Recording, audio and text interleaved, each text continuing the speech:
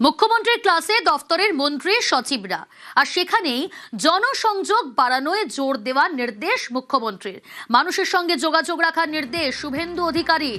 কি নির্দেশ দিলেন আর জানার চেষ্টা করব, সোমরাজ রয়েছে আমার সঙ্গে। সোমরাজ, দেখো, মুখ্যমন্ত্রী শুভেন্দু অধিকারী আজ প্রায় দীর্ঘ 3 ঘন্টারও বেশি সময়সীমা ধরে বিভিন্ন দপ্তরের মন্ত্রী সচিবদের নিয়ে রিভিউ বৈঠক করেন নবান্ন সভাঘরে। নবান্ন সূত্রে খবর, সেই বৈঠকেই এবার প্রশাসনিক সংস্কার শুরু করলেন মুখ্যমন্ত্রী শুভেন্দু অধিকারী।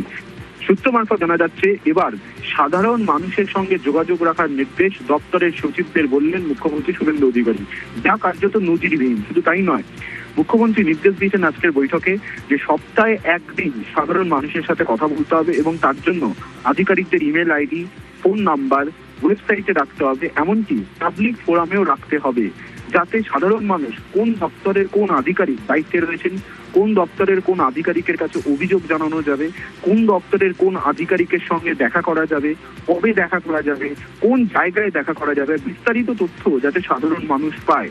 এবং সেই কারণে মুখ্যমন্ত্রী শুভেন্দু অধিকারীর নির্দেশ যে দপ্তরের সচিবদের এবার সাধারণ মানুষের সঙ্গে কথা বলতে হবে এবং এটা দ্রুত কার্যকর করতে হবে। বিভিন্ন দপ্তরকে তেমনটাই নির্দেশ মুখ্যমন্ত্রী দিয়েছেন বলেই নবান্ন সূত্রে খবর। সঙ্গে থাকো সোমরাজ।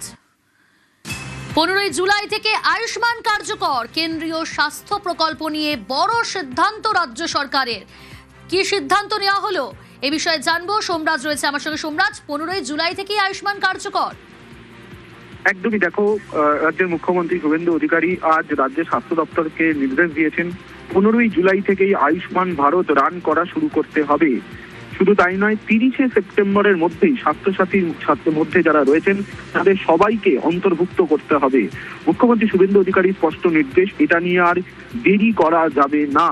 আয়ুষ্মান ভারত ইতিমধ্যেই তুমি জানো, কেন্দ্রীয় স্বাস্থ্য মন্ত্রকের সঙ্গে মৌন স্বাক্ষর হয়েছে রাজ্য সরকারের এবং আয়ুষ্মান ভারতে ইতিমধ্যেই কাজ করাও শুরু করেছে রাজ্য স্বাস্থ্য দপ্তর। কিন্তু 15 জুলাই থেকেই আয়ুষ্মান ভারতের রান শুরু করতে হবে, অর্থাৎ আয়ুষ্মান ভারত কার্যকর করতে হবে। আয়ুষ্মান ভারতের যে কার্ড, সেই কার্ডের মাধ্যমে যাতে সাধারণ মানুষ পরিষেবা পায় হাসপাতালগুলি থেকে, 15 জুলাই থেকেই রাজ্যের স্বাস্থ্য দপ্তর তা শুরু করবে। 30 সেপ্টেম্বরের মধ্যে স্বাস্থ্যসাথীর মধ্যে যারা রয়েছেন তাদের সবাইকে আয়ুষ্মান ভারতের মধ্যে অন্তর্ভুক্ত করতে হবে। মুখ্যমন্ত্রী শুভেন্দু অধিকারী আজ এই প্রশাসনিক বৈঠকে টাইমলাইন চূড়ান্ত করে দিলেন, তেমনটাই নবান্ন সূত্রে খবর। বেশ, সঙ্গে থাকো।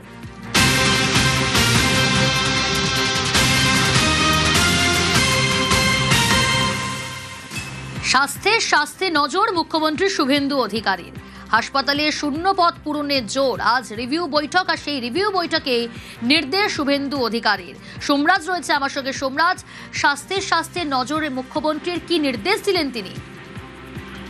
দেখো, আজ মুখ্যমন্ত্রী শুভেন্দু অধিকারী যখন বৈঠক করেন প্রশাসনিক 3 ঘন্টারও বেশি সময়সীমা ধরে, সেই সময় যেটা নবান্ন সূত্রে জানা যাচ্ছে যে স্বাস্থ্য দপ্তরের তরফে নতুন হাসপাতাল তৈরি করার পরিকল্পনার কথা জানানো হয়। সেই সময় মুখ্যমন্ত্রী শুভেন্দু অধিকারী রাজ্যের স্বাস্থ্যমন্ত্রীকে উদ্দেশ্য করে বলেন যে শুধু হাসপাতাল তৈরি করলেই হবে না, যেখানে যেখানে শূন্যপদ রয়েছে সেই শূন্যপদগুলিও পূরণ করতে হবে।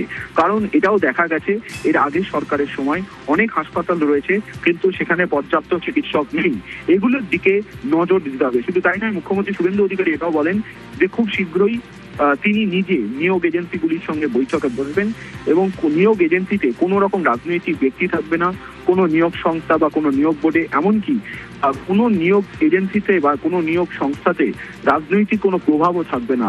মুখ্যমন্ত্রী শুভেন্দু অধিকারী আজ এদিন ফের স্পষ্ট করেন এবং সূত্র মারফত জানা যাচ্ছে সেখানেই মুখ্যমন্ত্রী শুভেন্দু অধিকারী বলেন হাসপাতালগুলির চিকিৎসক নিয়োগ করতে হবে, শুধু হাসপাতাল তৈরি করলেই হবে না, যে শূন্যপদগুলি রয়েছে সেই শূন্যপদগুলিও পূরণ করার নির্দেশ আজকের বৈঠকে দিয়েছেন। সঙ্গে থাকো সোমরাজ। এরই পাশাপাশি আজ একগুচ্ছ নির্দেশ মুখ্যমন্ত্রী শুভেন্দু অধিকারীর রিভিউ মিটিংয়ে। এবার ঢালাও খরচেও হ্রাস টানার নির্দেশ। সব দফতরকে খরচ কমাতে নির্দেশ মুখ্যমন্ত্রীর। আর কি নির্দেশ দিলেন এই বিষয়ে তিনি? সোমরাজ রয়েছে আমার সঙ্গে। সোমরাজ, দেখো, দপ্তরগুলিকে এবার খরচে হ্রাস টানতে বললেন, তেমনটাই নবান্ন সূত্রে জানা যাচ্ছে। আজ যখন বিভিন্ন দপ্তরের সচিবদের নিয়ে মুখ্যমন্ত্রী শুভেন্দু অধিকারী বৈঠক করেন, নবান্ন সূত্রে খবর সেই সময় তিনি এটা স্পষ্ট করে দেন বিভিন্ন প্রকল্পে যারা পাওয়ার যোগ্য নন তাদের বাদ দিতেই হবে এবং তার দরুন যে খরচ কমবে সেই খরচগুলিতেই অন্যান্য প্রকল্প বা অন্যান্য পরিষেবাতে কাজে লাগানো যাবে। বিশেষ করে অন্নপূর্ণা ভান্ডার, মহিলাদের জন্য ফ্রিতে সরকারি বাসে যাতায়াত সহ যে বিভিন্ন প্রকল্পগুলি ইতিমধ্যে সরকার কার্যকর করা শুরু করেছে, সেই প্রকল্পগুলিতে সরকারের বিপুল টাকা খরচ হচ্ছে এবং সেই জন্যই অন্যান্য দপ্তরগুলিতে এবার খরচে হ্রাস টানতে বললেন মুখ্যমন্ত্রী শুভেন্দু অধিকারী। শুধু তাই নয়, সূত্র মারফত জানা যাচ্ছে রেভিনিউ আদায়কে যাতে কোনোভাবে ফাঁকি না দেন সরকারি আধিকারিকরা, সেটাও এদিন স্পষ্ট করে দেন মুখ্যমন্ত্রী। এবং তিনি বলেন, বালি থেকে শুরু করে পাথর থেকে শুরু করে যে রেভিনিউ আদায় হচ্ছে সেই রেভিনিউ আদায়ের পরিমাণ বাড়াতে হবে এবং বালি পাথর থেকে রেভিনিউ আদায় যেন কোনো ফাঁকি না দেওয়া হয়, অভিযোগ পেলেও পদক্ষেপ করা হবে। মুখ্যমন্ত্রী শুভেন্দু অধিকারী এদিন তা স্পষ্ট করে দিয়েছেন। পাশাপাশি তিনি এটাও বলেছেন যে আগামী 3 মাসের পরিকল্পনা করতে হবে, অর্থাৎ আগস্ট, সেপ্টেম্বর, অক্টোবর যে বাজেট রাজ্য বিধানসভায় পেশ হয়েছে তা আগস্ট মাস থেকে কার্যকর করা হচ্ছে এবং 3 মাসের পরিকল্পনা ইতিমধ্যেই করে নিন এবং প্রত্যেকটি দপ্তরের মডেল পরিকল্পনা করে সেই অনুযায়ী কাজ করতে হবে। এমনভাবে পরিকল্পনা করতে হবে যাতে কাজ হবে না এমনটা যেন না হয়, এই বার্তা মুখ্যমন্ত্রী শুভেন্দু অধিকারী এদিনের বৈঠকে দিয়েছেন বলেই নবান্ন সূত্রে খবর। বেশ, দুর্নীতির অভিযোগে, তোলাবাজির অভিযোগে এই দেখুন সেই শওকত মোল্লা অতনু, ভয়ঙ্কর দশদণ্ড প্রতাপ, এর বিরুদ্ধেও খুনের হুমকির অভিযোগ, তোলাবাজির অভিযোগ, দুর্নীতির অভিযোগ। সেই শওকত মোল্লা আজকে রাস্তায় হাঁটছে পুষ্পার মতো, জাহানের মতো অতনু। তবে এক্ষেত্রে শওকত লাইভে আছে, হ্যাঁ, ফুল প্যান্ট আছে। জাহাঙ্গীরের ক্ষেত্রে হাফ প্যান্ট, অন্যান্য ক্ষেত্রে হাফ প্যান্ট আমরা দেখেছি, শওকতের ক্ষেত্রে কিছুটা ছাড়, সেটা ফুল হয়েছে। এটা ঠিক কোথায় শওকত মোল্লাকে ঘোরানো হচ্ছে? জীবনতলাতেই অনুপ রয়েছে। হ্যাঁ, অনুপ রয়েছে। অনুপ জীবনতলায় কি অবস্থা এই মুহূর্তে? হাত করা আছে শওকতের? হাত করা তো নেই। না, দেখুন ইতিমধ্যে হাত করা নেই। ইতিমধ্যে জীবনতলা বাজারে অনুপ, তোমার কথা স্পষ্ট হচ্ছে না একটু। আমি বুঝতে পারছি এখন যথেষ্ট ভিড় রয়েছে, উত্তেজনা রয়েছে, একটু যদি আলাদাভাবে গিয়ে কোথাও কথা বলতে পারো। আমি ততক্ষণ বলি অতনু যে বিরাট পুলিশ নিরাপত্তা, কারণ হাইকোর্টের গাইডলাইন আছে, গাইডলাইন দিতে বলা হয়েছে ডিজিকে যে ডিম ছোড়া যাবে না, হামলা করা যাবে না, এই যে হাত কড়া পরানো বা কোমরে দড়ি নিয়ে পুলিশের কি বক্তব্য, এই সব নিয়ে একটা গাইডলাইন তৈরির নির্দেশ দিয়েছে হাইকোর্ট। আমার মনে হয় সেই কারণেই হাত কড়া নেই, কোমরে দড়ি নেই এবং সেই কারণেই মনে হয় হাফ প্যান্ট থেকে ফুল প্যান্ট।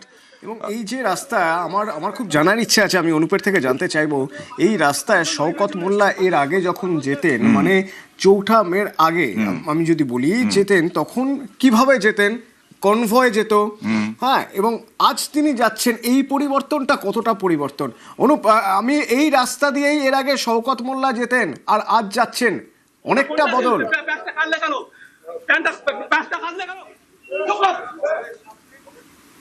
দেখো অনুপ, থানা থেকে তাকে হ্যালো, হ্যাঁ বলো বলো বলো, কতটা বদল দেখতে পাচ্ছ বলো। ইতিমধ্যে আমরা যে ছবি দেখে এসেছি সেই ছবি কিন্তু একেবারেই হচ্ছে পরিবর্তন হয়েছে। না আছে হাত করা, না আছে কোমরে কোনো দড়ি। পুলিশ কিন্তু ব্যারিকেড করে নিরাপত্তা বলয়ের মধ্যে মুড়ে নিয়ে এই ক্যানিং পূর্বের প্রাক্তন বিধায়ক শওকত মোল্লাকে, যে তাই একটি ধর্ষণের অভিযোগে তাকে কিন্তু 4 দিনের জন্য নিজেরা হেফাজতে নিয়েছে। অনুপ, একটু প্রশ্নটা করি। অনুপ, একটু প্রশ্নটা শোনো ভালো করে, যে এই রাস্তা দিয়েই শওকত মোল্লা 4 মের আগে যখন যেতেন, সেই ছবি আর আজকের ছবির মধ্যে পার্থক্য কি দেখছো? দেখো, আজকে যে ছবিটা দেখতে পাচ্ছি সেদিনের ছবি ছিল তার গাড়ি কনভয় ছিল, বিভিন্ন গাড়ি স্পট করে তাকে কিন্তু নিয়ে যাওয়া হতো। আজকে ঠিক তার উল্টো ছবিটা আমরা দেখতে পাচ্ছি। কি ছবি? যে তাকে কিন্তু এই যে জীবনতলা বাজারের মধ্যে দিয়ে হাঁটিয়ে কিন্তু নিয়ে যাওয়া হয়েছে। গায়ে একটি গেঞ্জি এবং একটি ফুল প্যান্ট পরা, সেই অবস্থায় বারুইপুর জেলা পুলিশের অতিরিক্ত পুলিশ সুপার, জীবনতলা থানার পুলিশ, ক্যানিং মহকুমার পুলিশ আধিকারিক সহ বিভিন্ন পুলিশ আধিকারিকরা তারা কিন্তু এই জীবনতলা বাজারে তাকে নিয়ে হাঁটিয়ে নিয়ে যায়। দুদিকে যে মানুষজন, আমি তোকে দেখাচ্ছি, দেখো মানুষজন আমার মাথার উপরে ছাদে দেখো দেখার জন্য দাঁড়িয়ে রয়েছে এবং এখানে একটি গান চলছে, ব্যাকগ্রাউন্ডে তো সেই গানটাও চলছে। মাস্টার সেই মাস্টার একদম সেই যে শৌকাত্ম মাস্টার, সেই মাস্টারের গানটা কিন্তু মাইক লাগিয়ে এখানে চলছে। সেই হচ্ছে লোকজন ইতিমধ্যে প্রচুর ভিড় হয়ে রয়েছে এই জীবনতলা বাজারের এখানে, সেটা তুমি দেখতে পাচ্ছ আমার পিছনে। একদিকে পুলিশ গাড়ি, পুলিশ, অন্যদিকে রয়েছে নিরাপত্তা, কেন্দ্রীয় নিরাপত্তা বাহিনী, প্রচুর পুলিশ মোতায়েন করেছে, প্রচুর কেন্দ্রীয় বাহিনীকে মোতায়েন করা হয়েছে এবং প্রচুর মানুষ এই জীবনতলা বাজারে দেখো প্রচুর মানুষ কিন্তু দাঁড়িয়ে রয়েছে এবং তারা কিন্তু এই যে শওকত মোল্লা আসতে তারা কিন্তু এখান থেকে তারা কিন্তু একটা ক্ষোভ দেখায়। দেখতে পাচ্ছি অনুপ যে ছবি আমাদের দেখাচ্ছে যে যখন শওকত মোল্লাকে নিয়ে যাওয়া হচ্ছে এখানে একটা উৎসবের মেজাজ, চারদিকে গান চলছে। এই উৎসবের ছবি কিন্তু আমরা আজ দেখেছি।